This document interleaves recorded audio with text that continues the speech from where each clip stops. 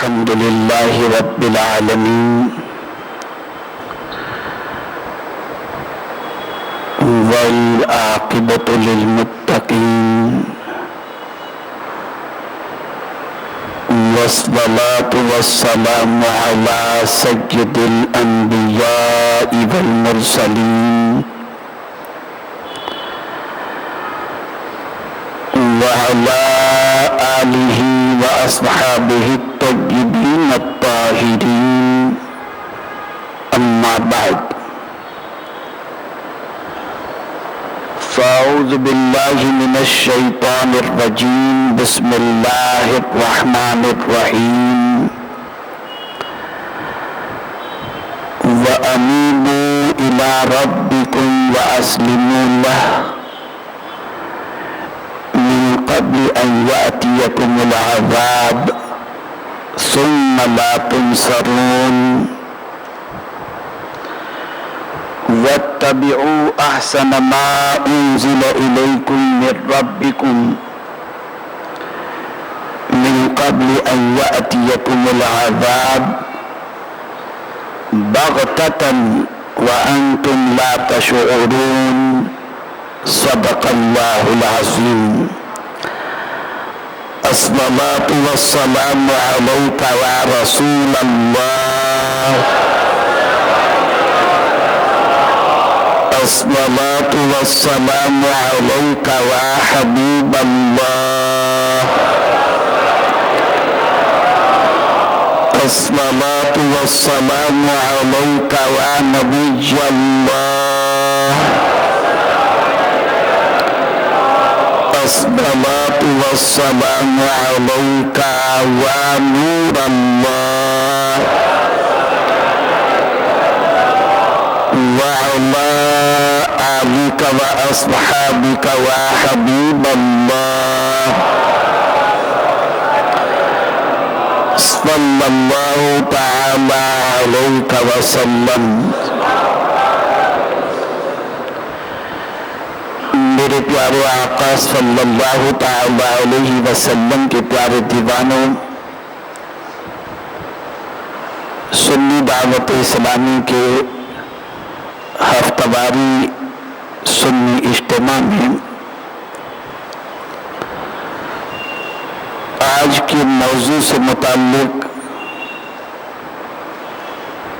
آپ کو بتا دیا گیا تھا کہ آج کا موضوع ہے دور حاضر میں ہم کیا کریں۔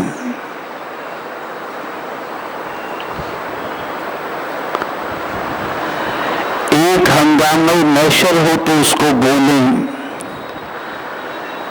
رہ رہ کے سینکڑوں باتوں کا خیال آتا ہے۔ امت مسلمہ جس اضطراب اور بے چینی کے ماحول سے اس وقت گزر رہی ہے، وہ دنیا کے کسی انسان اور کسی دانشور سے پوشیدہ نہیں۔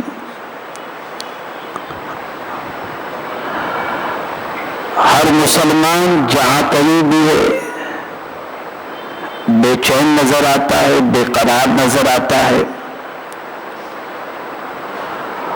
اور کبھی ایسا بھی اسے محسوس ہوتا ہے کہ پتہ نہیں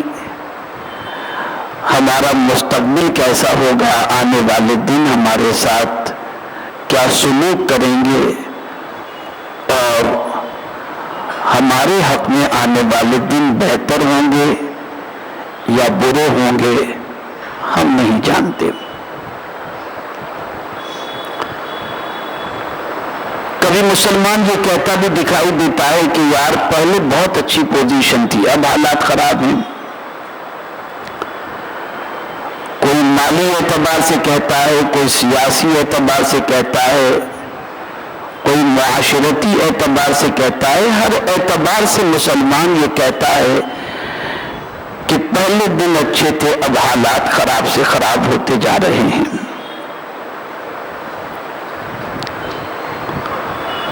میں چاہوں گا کہ حالات کا تذکرہ کیے بغیر اس لیے کہ حالات کیا ہیں یہ بتانے کی ضرورت نہیں، اس لیے کہ ایارا چے بیاں، جو کچھ ظاہر ہے اس کے بارے میں کیا بتایا جائے۔ دنیا کا ہر مسلمان الیکٹرانک میڈیا سے لے کر پرنٹ میڈیا تک جو کچھ بھی ماتھے کی آنکھوں سے دیکھ رہا ہے، سن رہا ہے اور محسوس کر رہا ہے، اب اس کے حوالے سے مزید کسی تذکرے کی ضرورت نہیں ہے۔ بیماری ہر کوئی جان رہا ہے، لیکن اس بیماری کے اندر ہمیں کرنا کیا چاہیے، ان حالات کے اندر ہماری ذمہ داری کیا بنتی ہے، ان حالات کے اندر ہمیں اپنے قدم کی جانب بڑھانے چاہیے، ان حالات کے اندر ہمیں کس طرف رخ کرنا چاہیے۔ اس سلسلے میں کچھ باتیں آپ کی گوش گزار کرنے کی سعادت حاصل کروں گا تاکہ آپ قرآن مقدس کی روشنی میں رہنمائی حاصل کریں اور قرآن مقدس کی روشنی کے اندر کوئی وہ وقار کو دوبارہ پانے کے لیے جد و جہد کریں۔ ایک بات بڑی معذرت کے ساتھ میں کہوں گا کہ ایک مسلمان کا عقیدہ ضرور یہ ہے کہ قرآن اللہ کی کتاب ہے، آقا کریم صلی اللہ تعالی علیہ وسلم اللہ کے آخری نبی ہیں اور قرآن مقدس میں جو کچھ ہے وہ سب صحیح ہے۔ آقا کریم صلی اللہ تعالی علیہ وسلم کا ہر فرمان حق ہے، اس میں کوئی شک کی گنجائش نہیں۔ جب کبھی قرآن مقدس اور احادیث رسول صلی اللہ علیہ وسلم کی روشنی کے اندر کوئی بات کہی جاتی ہے تو مسلمان اسے قبول بھی کرتا ہے، پسند بھی کرتا ہے اور اس کو صحیح مانتا بھی ہے، لیکن سوال یہ پیدا ہوتا ہے کہ سب چیزوں کو صحیح جاننے کے باوجود، قرآن کے ایک ایک فرمان کو صحیح جاننے کے باوجود، آقا کریم صلی اللہ علیہ وسلم کے ایک ایک ارشاد کو حق جاننے کے باوجود، اگر آج امت مسلمہ کی سچویشن دیکھی جائے کہ اس پر عمل کتنا کیا جا رہا ہے، تو میں یہ کہنے میں حق بجانب ہوں کہ جب بات اس پر عمل کی آتی ہے تو دور تک عمل کرنے والے دکھائی نہیں دیتے الا ماشاءاللہ۔ اسی لیے میں نے ابھی ایک آرٹیکل کے اندر ایک جملہ لکھا ہے کہ قرآن و حدیث کی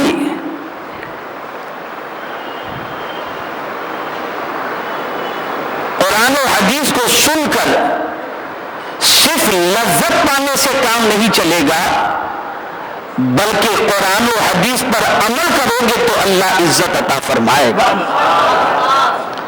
ہم صرف لذت کی حد تک رہ گئے، کیا اللہ نے فرمایا، کیا حضور صلی اللہ علیہ وسلم کا ارشاد ہے، بس یہی تک ہماری پوزیشن رہ گئی۔ اگر ہم اسے عمل کے سانچے میں ڈالتے، اگر اس کو عمل کا لبادہ دیتے، تو میرے پیارے آقا صلی اللہ تعالی علیہ وسلم کے پیارے دیوانوں، اللہ رب العزت جل جلالہ ہمیں عزت کی دولت عطا فرماتا اور کامیابی اور کامرانی سے ہم کنار فرماتا۔ اب آئیے میں آپ کو بتاؤں، میں نے جس آیہ کریمہ کی تلاوت کا شرف حاصل کیا ہے، اس آیہ کریمہ میں اللہ رب العزت جل جلالہ نے اپنے بندوں سے فرمایا، وہ بندے جو غفلت کے شکار ہیں، اور وہ بندے بھی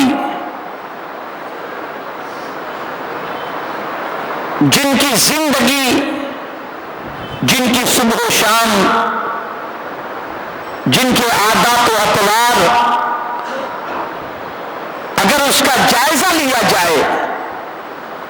تو بہت زیادہ خوش فہمی کے شکار ہو کر کہ ہمارے پاس تو بے پناہ دولت ہے، ختم ہونے والی نہیں، ہم جو چاہیں کریں، ہمارے پاس تو یہ ہے، ہمارے پاس تو وہ ہے، جس طریقے سے چاہیں ہم جئیں، ہمیں کبھی زوال نہیں آ سکتا، کبھی پریشانی نہیں آ سکتی۔ اور کچھ وہ لوگ ہیں جن کی زندگی آزمائشوں میں گزر رہی ہے، تکالیف میں گزر رہی ہے۔ میرے پیارے آقا صلی اللہ تعالی علیہ وسلم کے پیارے دیوانوں، میرا کریم، میرا پروردگار اپنے بندوں سے مخاطب ہے اور ارشاد فرماتا ہے وَأَنِيبُوا إِلَىٰ رَبِّكُمْ، اور اپنے رب کی طرف رجوع لاؤ، وَأَسْلِمُوا لَهُ مِن قَبْلِ أَن يَأْتِيَكُمُ الْعَذَابُ ثُمَّ لَا تُنصَرُونَ، اور اس کے حضور گردن رکھو قبل اس کے کہ تم پر عذاب آئے پھر تمہاری مدد نہ ہو۔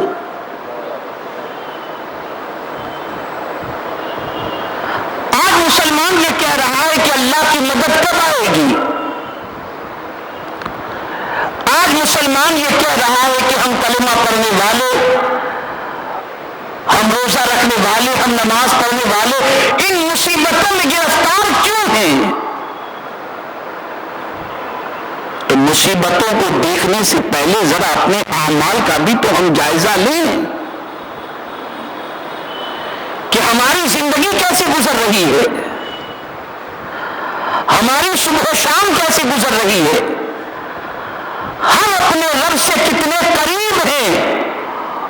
اور ہم اپنے رب سے کتنے دور ہیں۔ تو میرے پیارے آقا صلی اللہ تعالی علیہ وسلم کے پیارے دیوانوں، میرے رب کی عظمت پر قربان جائیے کہ اس کی بارگاہ سے ہزار میل کوئی اگر دور بھی چلا جائے تب بھی میرا رب اس دور جانے والے کو چھوڑتا نہیں،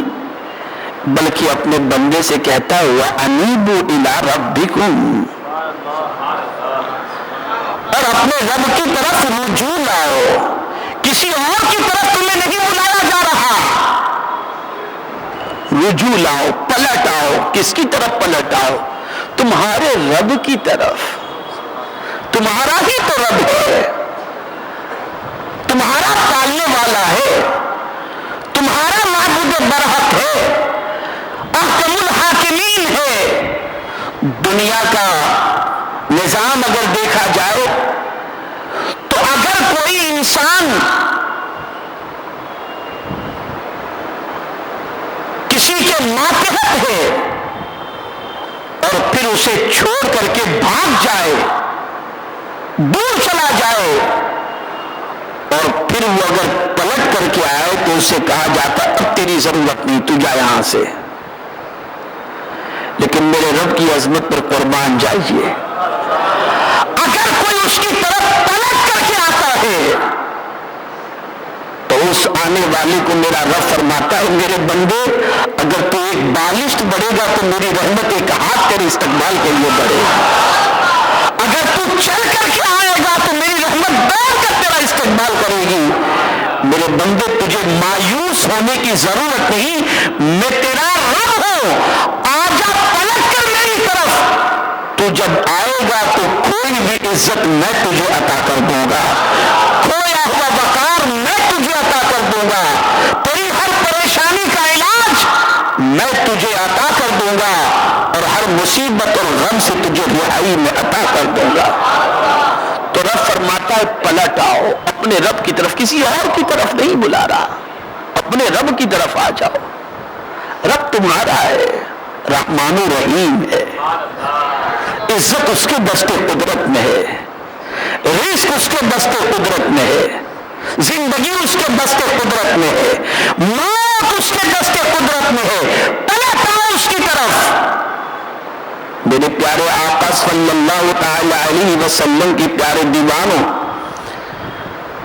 جب کوئی دور ہو جاتا ہے میرے رب سے اور جب پلٹ کر آنے کا ارادہ کرتا ہے تو جانتے ہیں میرے مولا کو کتنی خوشی ہوتی ہے، مولا کو کتنی خوشی ہوتی ہے۔ میرے پیارے آقا صلی اللہ علیہ وسلم کے پیارے دیوانوں، فرمایا گیا کہ اگر کوئی شخص، کوئی مسافر سامان سفر اور سواری کو لے کر سواری کے ساتھ روانہ ہوا، جنگل میں پہنچا اور جنگل میں پہنچنے کے بعد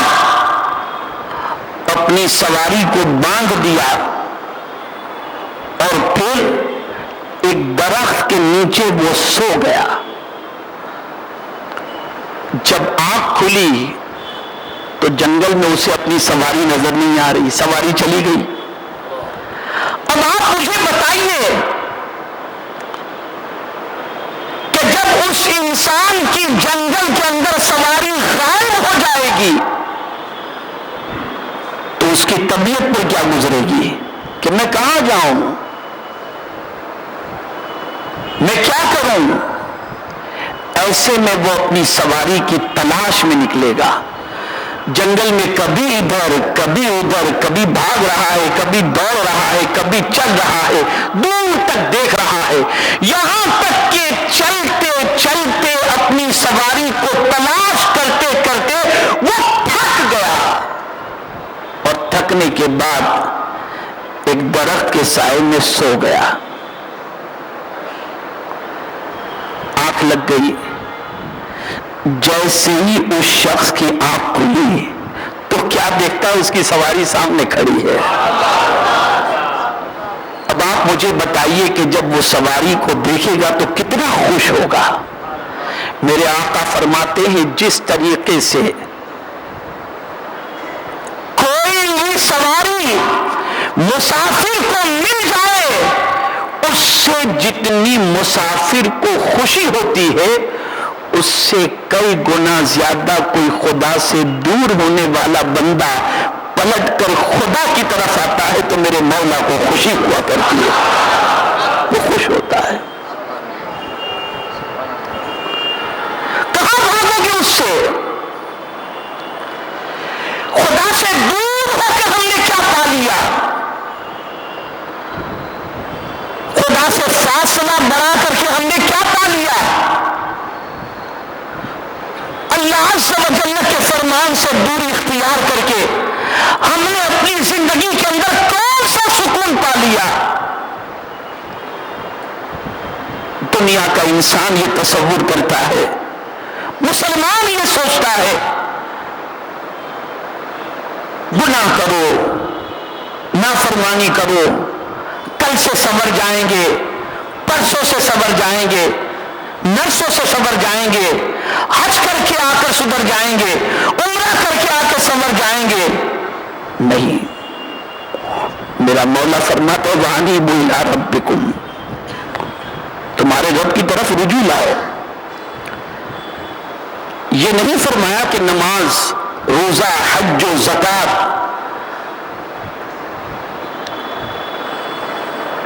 یہ سب یہ کہو کہ بعد میں پڑھ لیں گے، ابھی تھوڑے سے گناہ کر لیں، نہیں، اس لیے کہ تمہیں نہیں معلوم کہ تمہاری موت کب واقع ہو جائے گی، اس لیے فرمایا وَأَنِیبُوا إِلَىٰ رَبِّكُمْ، تمہارے رب کی طرف رجوع لاؤ، وَأَسْلِمُوا لَهُ، اور اس کے سامنے گردن جھکا دو، مولا تو جو کہے گا وہی میں کروں گا، تو جو فرمائے گا اسی پر عمل کروں گا، تیرے ہر فرمان پر میں اپنی گردن کو جھکا رہا ہوں، اب یہ گردن جھکے گی تو تیری اطاعت کے لیے جھکے گی،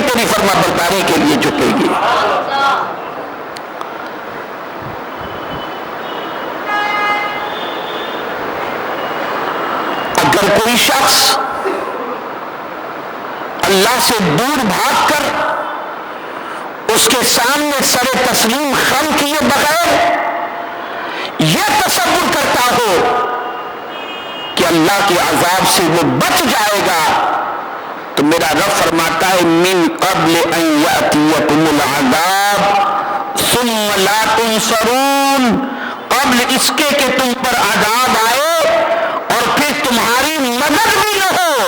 یعنی یاد رکھو، اگر خدا تمہیں پکڑ لے گا تو دنیا کی کوئی طاقت تمہیں چھڑا نہیں سکتی ہے، کوئی تمہاری مدد کو نہیں آ سکتا۔ تو پہلی چیز دور حاضر میں جو ہمیں کرنا ہے،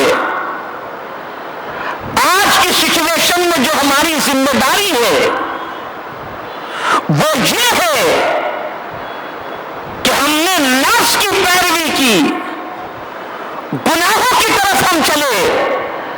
اللہ کی نافرمانی کی طرف ہم چلے، اور ہم نے اپنے رب سے اپنا فاصلہ بڑھا دیا، اتنا بڑھا دیا، اتنا بڑھا دیا کہ نہ مسجد سے قریب، نہ تلاوت سے قریب، نہ ذکر سے قریب، نہ درود شریف سے قریب، نہ صلاۃ و سلام سے قریب، کسی چیز سے اب قریب نہیں، بلکہ آج کا مسلمان سب سے زیادہ اگر کسی چیز سے قریب ہے تو وہ گناہوں سے قریب نظر آتا ہے۔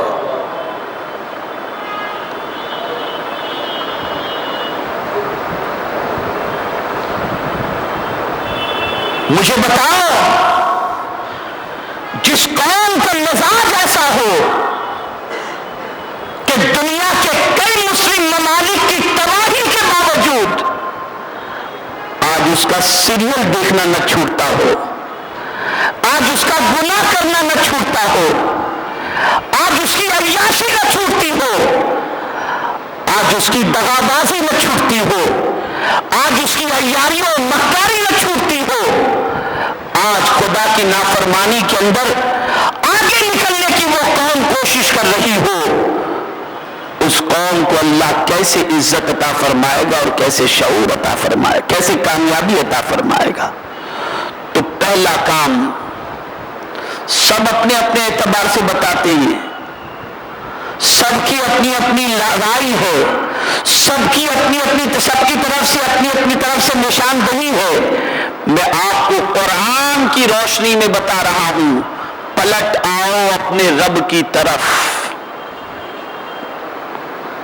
ایک مثال کے ذریعے میں آپ کو سمجھاؤں، اچھی طریقے سے دماغ میں محفوظ کر لو۔ ایک بندہ غلط سنگت کی بنیاد پر، غلط دوست کی بنیاد پر اگر نشے کا عادی بن گیا، ڈرگس لینا شروع کر دیا، تو سلجھا ہوا باپ، سلجھی ہوئی ماں، سلجھا ہوا بھائی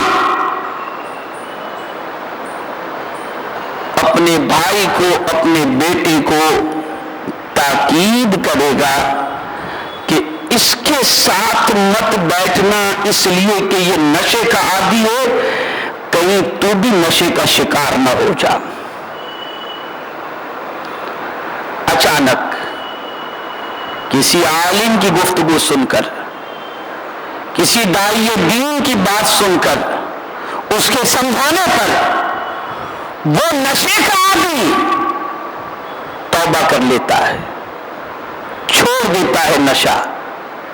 سیدھے راستے کا مسافر بن جاتا ہے، نماز کا پابند بن جاتا ہے، مسجد میں آنے جانے لگ جاتا ہے، آستانوں پہ آنے جانے لگ جاتا ہے، آقا پر درود و سلام کی کثرت کرنے لگتا ہے، ہر گناہ سے دامن کو بچا لیتا ہے۔ اللہ اکبر! جب اس کی زندگی اس طریقے سے بدل جاتی ہے کہ وہ عمل کے ذریعے خدا سے قریب ہونے کی کوشش کرتا ہے، تو اب سچویشن بدل جاتی ہے۔ کل تک ہر کوئی گری ہوئی نگاہ سے اسے دیکھتا تھا، آج ہر کوئی عزت کی نگاہ سے اسے دیکھ رہا ہے۔ اس لیے کہ وہ پلٹ کر اللہ کی طرف آ گیا، وہ پلٹ کر اللہ کے دین کی طرف آ گیا، تو جو خدا کی طرف آ جائے مولا اسے عزت عطا فرما دیا کرتا ہے، اسے مقام عطا کر دیا کرتا ہے۔ اور میں خاص بات عرض کروں، یوتھ یہاں پر زیادہ ہیں اور عالمی سطح پر اجتماع دیکھنے والے، سننے والے، منسلک ہونے والے سنی دعوت اسلامی سے زیادہ تر یوتھ ہیں۔ اور جانتے ہیں آقا کریم صلی اللہ علیہ وسلم نے دعوت کا کام جب شروع فرمایا تو میرے آقا صلی اللہ علیہ وسلم کی دعوت پر لبیک کہنے والے سب سے زیادہ جوان ہی تھے، سب سے زیادہ عمر والے صدیق اکبر تھے، باقی سب ان سے کم عمر والے تھے جنہوں نے اسلام قبول کیا۔ اور مولا علی نے تو 60 سال کی عمر میں اسلام قبول کیا، بہت چھوٹی عمر میں، بلکہ جب حضور نے انہیں اسلام کی دعوت دی تو کہتے ہیں سرکار اجازت دیں میں ذرا میرے والد سے پوچھ لوں۔ سرکار نے اجازت دی، گئے، نکلے وہ، اور پھر راستے سے واپس آ گئے، نہیں پہنچے اپنے والد کے پاس پوچھنے کے لیے، راستے ہی سے واپس آ گئے، کہا وہ مجھے کلمہ پڑھائیے، اس لیے کہ جو دعوت اتنی اچھی ہے اس کے لیے پوچھنے کی کیا ضرورت ہے۔ عقل دیکھیں مولا علی کی، سچائی کے قبول کا جذبہ دیکھیں مولا علی کا۔ اور جب مولا علی کے والد کو پتا چلا کہ انہوں نے اسلام قبول کیا ہے تو انہوں نے شاباشی بھی عطا فرمائی، شاباشی بھی عطا فرمائی۔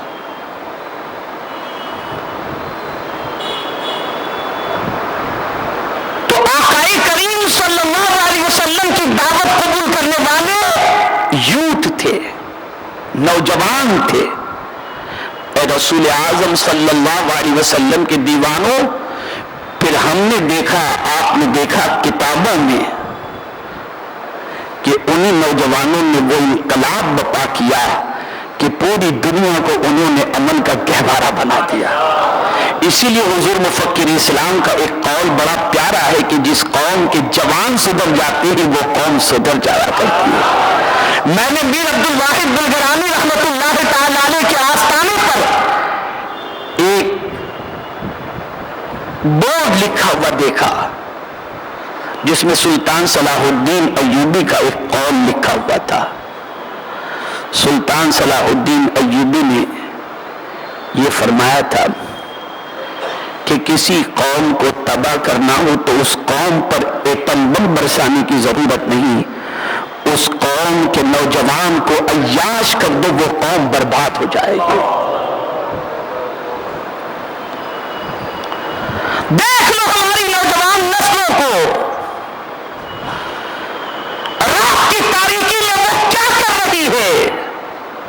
دن کے اجالے میں کیا کر رہی ہے۔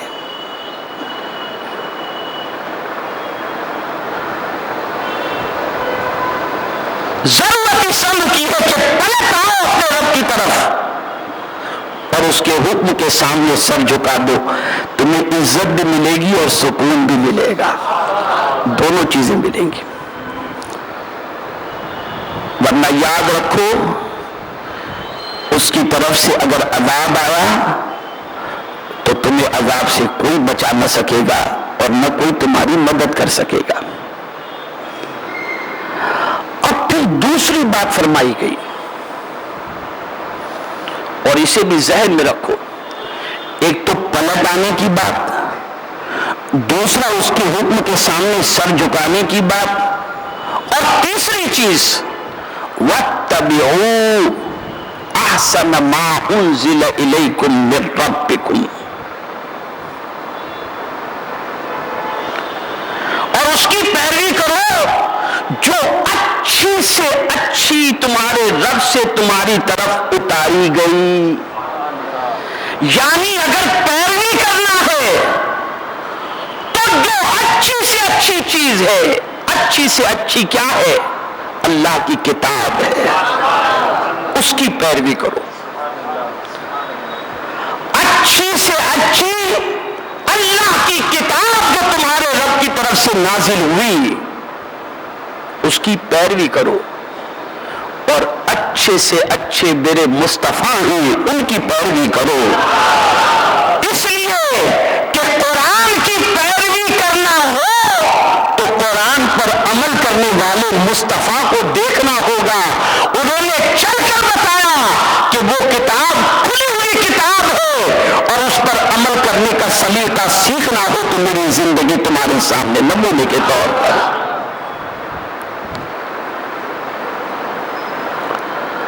آج ہر فارمولے پر عمل ہوتا ہے،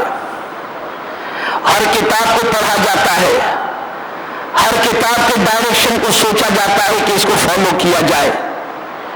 لیکن افسوس، صد ہزار افسوس، کلمہ پڑھنے والا، قرآن پر ایمان رکھنے والا مسلمان خود یہ کہتا ہے کہ مولانا آج کے دور میں قرآن پر عمل ممکن نہیں ہے، العیاذ باللہ، اور میرا رب فرماتا ہے اس پر عمل کرو۔ اور یہاں بھی پھر وہی بات کہی گئی، پہلی آیت میں من قبل ان یاتیکم العذاب ثم لا تنصرون، اور یہاں یہ کہا گیا جو رب کی طرف سے نازل ہوا اس اچھی سے اچھی کتاب پر تم اس کی پیروی کرو، اس کا اتباع کرو۔ اس سے پہلے من قبل ان یاتیکم العذاب بغتۃ وانتم لا تشعرون، اس سے پہلے کہ تم پر اچانک اللہ کا عذاب آ جائے، اچانک، بغتہ، اچانک، اور تمہیں خبر بھی نہ ہو، شعور بھی نہ ہو۔ آج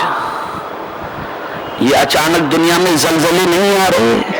کسے خبر ہوتی ہے کہ زلزلہ آئے گا؟ آدمی تو اپنے محل کے اندر آرام سے لیٹا ہوا ہے، اور چند سیکنڈ کے زلزلے کے اندر اس کی عمارت جو ہے وہ ختم ہو جاتی ہے، پورا شہر ملبے کے ڈھیر میں تبدیل ہو جاتا ہے، سیلاب آتا ہے اور چند منٹ کے اندر پوری بستی کو بہا کر لے جاتا ہے۔ اس لیے کہ یاد رکھیں اور اچھی طریقے سے یاد رکھیں، قدرت کی تدبیر، خفیہ تدبیر اور اس کی پکڑ، اس سے ہمیشہ کے لیے ہمیں جو ہے وہ غافل نہیں رہنا چاہیے، اور یہ بات ہمیشہ یاد رکھنی چاہیے کہ ہمیشہ ایسے حال میں رہو کہ جب کبھی موت واقع ہو تو اللہ عز و جل کی بارگاہ میں شرمندگی نہ ہو۔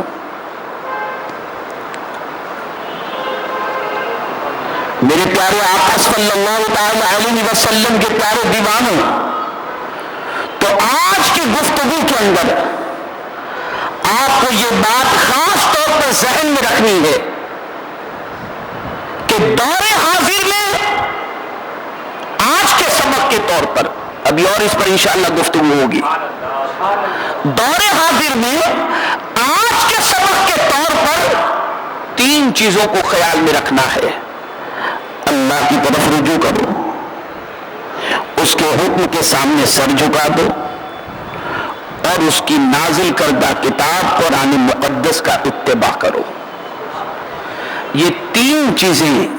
اور یہ تین چیزیں ایسی ہیں کہ نفس پر بڑی گراں گزرتی ہیں، نفس پر گراں گزرتی ہیں۔ آپ کو اگر آوارگی کے لیے جانا ہو تو ٹینشن نہیں ہوگا، لیکن مسجد کے لیے آنا ہو تو قدم بوجھل ہو جائیں گے۔ بارگاہ سمدیت میں سر جھکانا ہو تو طبیعت کو عجیب سی کیفیت طبیعت پر محسوس ہوگی،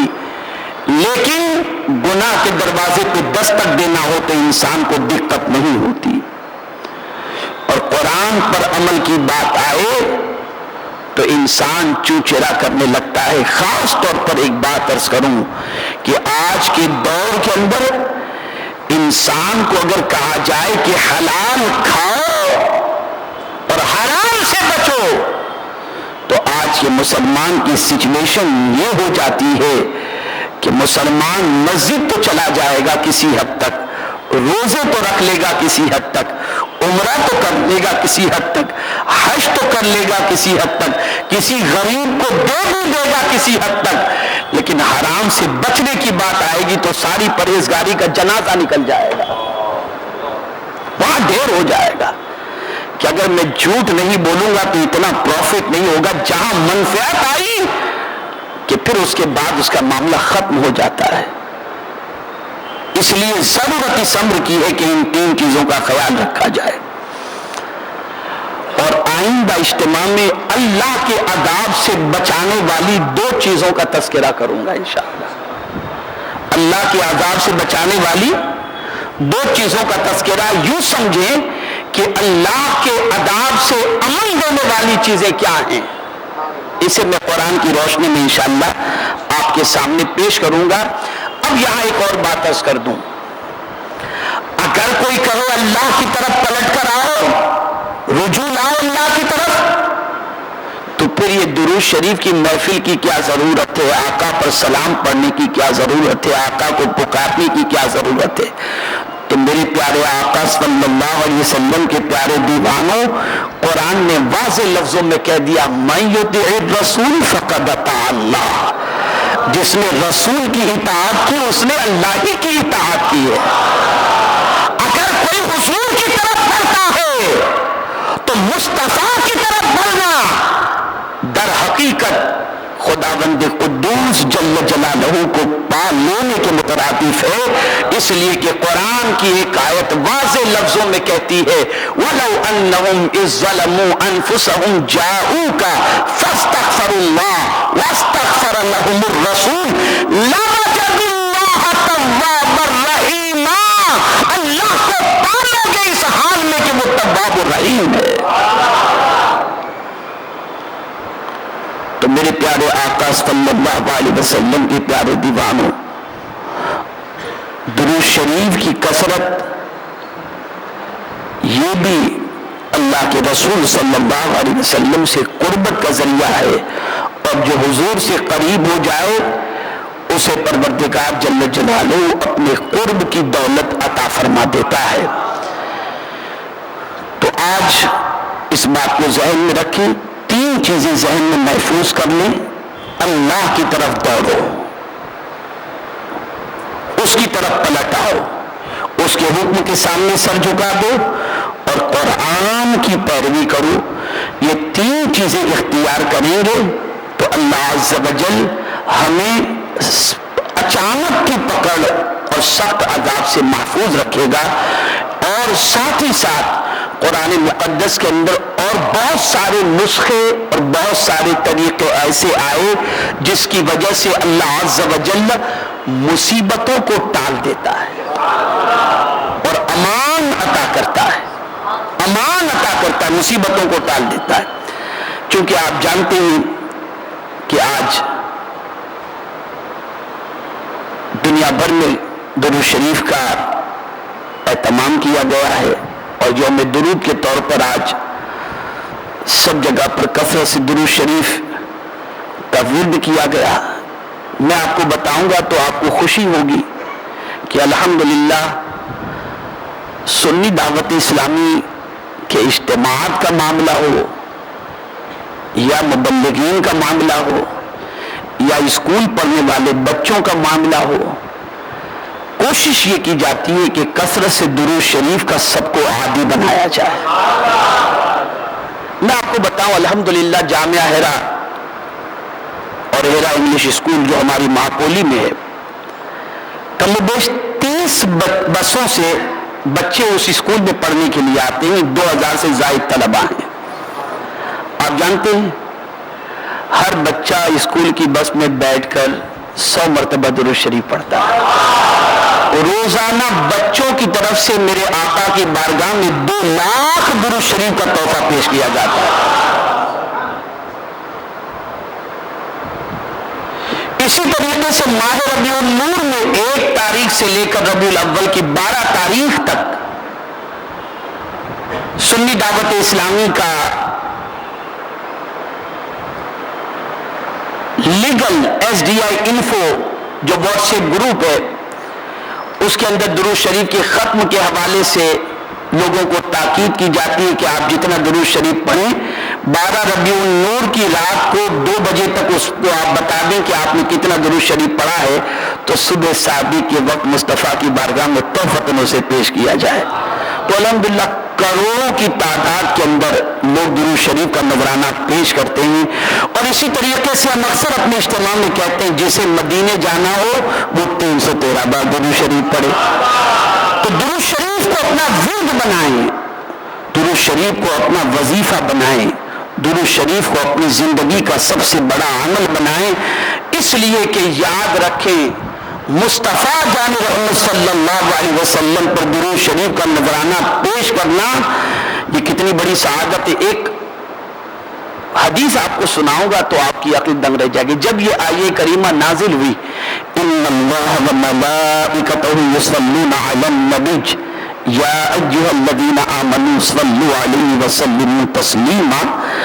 अल्लाहुम्मा सल्लि अला सय्यिदिना व मौलाना मुहम्मदिन मादनिल जूद वल करम व अली व सहाबी व बारिक वसल्लिम। ये सूरह अहज़ाब की आयत है, गालिबन 54वीं आयत है। जब ये आये करीमा नाजिल हुई तो इब्न अब्बास रज़ियल्लाहु तआला अन्हु फरमाते हैं कि हुजूर सल्लल्लाहु अलैहि वसल्लम ने सहाबा से फरमाया, मेरे सहाबियों मुझे मुबारकबाद पेश करो। सरकार फरमाते मेरे सहाबियों मुझे मुबारकबाद पेश करो, आज मुझ पर ये आयत करीमा नाजिल हुई है और ये आये करीमा मुझे इतनी महबूब है कि दुनिया व माफिया की सारी चीज से बेहतर मैं इस आयत करीमा को समझता हूं।